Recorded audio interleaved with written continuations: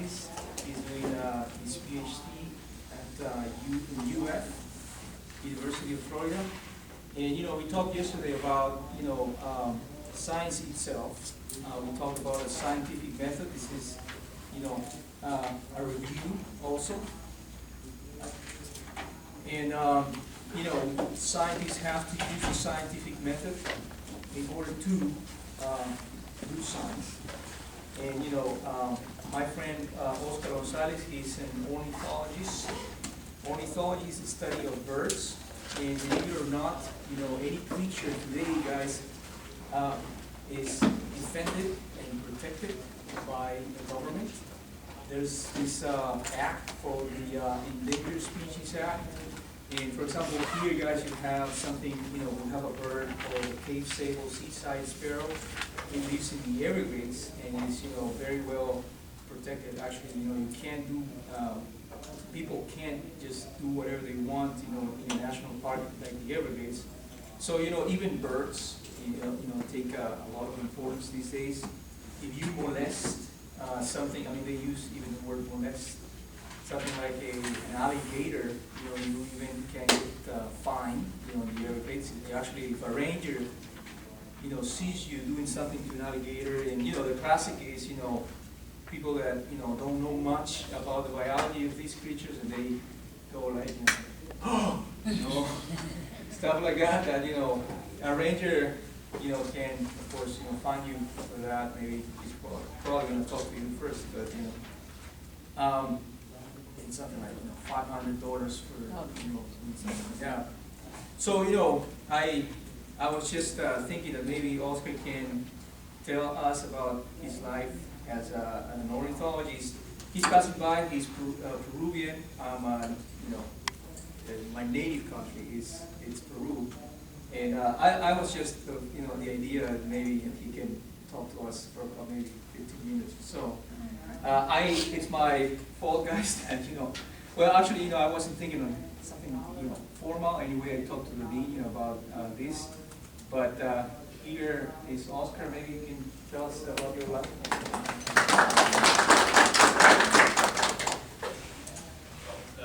Thank you very much, Mr. Lawrence.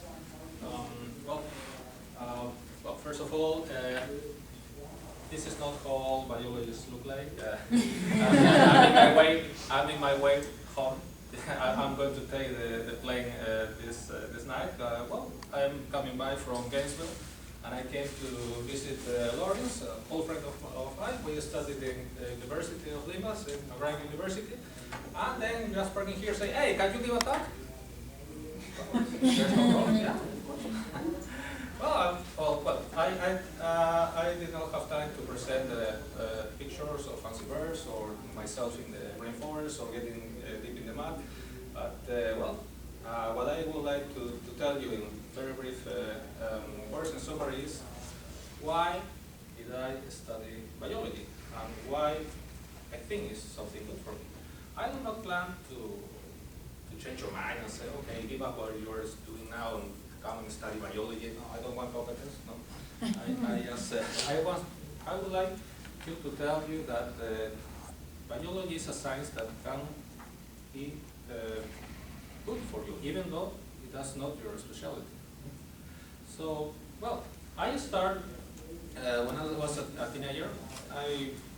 I like it to get more into nature. I really think that I have a better sense of comprehension with animals than with people. So that was I think, maybe that's a good way to start learning about animals, about nature.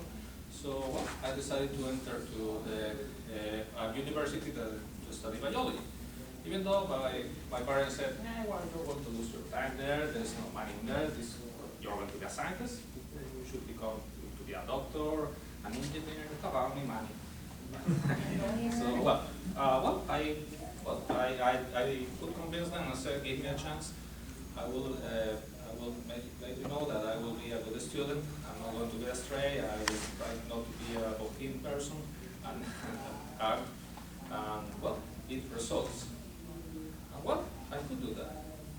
In the university, I could learn a lot about the basic things that you learn, chemistry, physics, mathematics, and a lot of things that I can forget. No?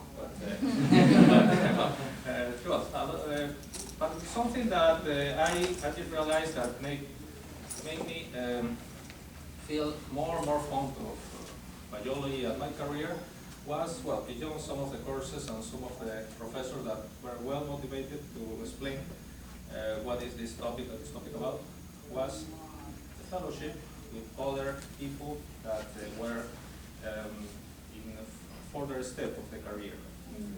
So I could find people that were willing to be mentors and tell me, well, this is what I have done, and well, I invite you to come and help me.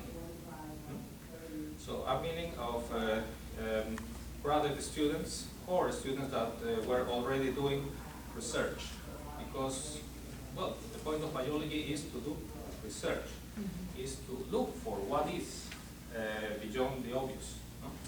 And well, if we know what is the scientific method and how it works, it is not just to believe everything. We have to test. We have to look what is beyond what we think it is right, and why things are like they are. And in the natural systems, it's not so easy as it is in engineering or in other science. That, well, it is you can test by physical laws. Well, you can get a prediction and get a result.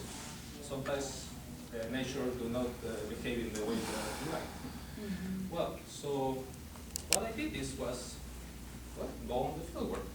So not just being in the class, just using the time on the vacations, holidays, go to the field and experience camping, experience being in a room without an AC, being in the cold in the high Andes, or in the muddy waters of the wetlands with the mosquitoes and all that stuff.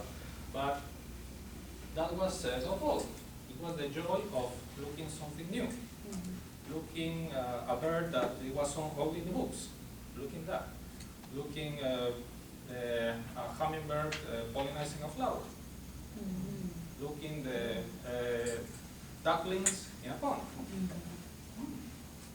You can see something, and that is well, something that it is very difficult to describe in the books. No? Maybe the poets or something, but yeah, I could experience that, and I say, well, I think that I'm in the right way. So then, when I finished my studies, I could belong to an NGO that studied bird life. And we did found the first NGO that studied bird life in Peru. That was the Grupo Aves del Perú, I am the current president now. And we have chapters all over the country, and we have done a lot of studies doing census of birds, and we report that to international institutions, and we have published reports. Now when people want to know what is about the biodiversity of this wetland, can we do something in this wetland, they have to check the reports that we have produced. Several years ago, saying, oh, look, this is what plants are, what are the plants, what are the birds. So just we did us like having fun, going into the field, counting the birds, well, checking the plants, what about the people that are impacted there. So yeah, we could do that. Well, that's how I make my bachelor's thesis. I went to a wetland that was unprotected and did the studies there. Well, first of all, have to look with the people, the owners, the authorities, and then, well, ask permissions to be there. I spent a year going once a month there, checking the birds, checking the plants, and doing this is an inventory, a survey. So we have an idea of what is on the ecosystem. Well, as I told you, natural ecosystems vary. They are not the same when you go just one time. Maybe there are birds, and the other day maybe there is nothing. There are seasonality, there are rhythms that is necessary to work. That's why biologists usually take more than a year, well, field biologists take more than a year to finish their thesis. It's not necessarily because they are very lazy, that they do not work too much. It's because that's how nature works. Well, I could get my bachelor thesis, getting a degree in biology, and after that, well, what's up? Where I'm going to work? Usually, well, I did have the help of my friends. I could get grants for doing research, but then, well, we have to figure out what else is possible to do. Now, in almost everywhere in the government, in different institutions that wants to do any project, for example, you want to build a road, you want to get an industry in a natural area, you need to have a permit. Well, that's how it works in Peru. I'm not sure how it works here, but I suppose it's similar, no? If you want to develop something, you need to have a permit of an office of the environmental office. So, well, that's a good market for biologists. So that's, I get there. I get into this place. Doing what? Counting birds and recognizing habitats. And how it starts is almost having fun. Like going camping and recognizing birds, plants, and other animals. And something that I did find out with our group that was formed mainly by biologists, that we did attract people that were non-biologists. Now we have with us people that are engineers, people that have no degree at all, and they like to come with us to do field trips, to count birds, and to analyze even the impacts on the environment. And well, they are happy doing that even for free, because this is more like, I see this part of biology, ornithology, as a way to have fun and also to be paid in this way. So, well, doing this time of my career and with our NGO, we find also that there was something that was missing in Peru. If you want to go anywhere in the United States to watch birds, you go to the bookstore and you can buy a field guide, no? The birds of Florida, the birds of the birds of everywhere, the birds of any country. At that time in Peru, we have just one book of birds, and it was we were in the 90s. There was only one book that was printed in 1964 of the birds of Lima. So we made the second book of the birds of Lima. A book that was, that is out of print now, but it was the first colored book authored by Peruvians to make the people know about the birds of our, at least of our city.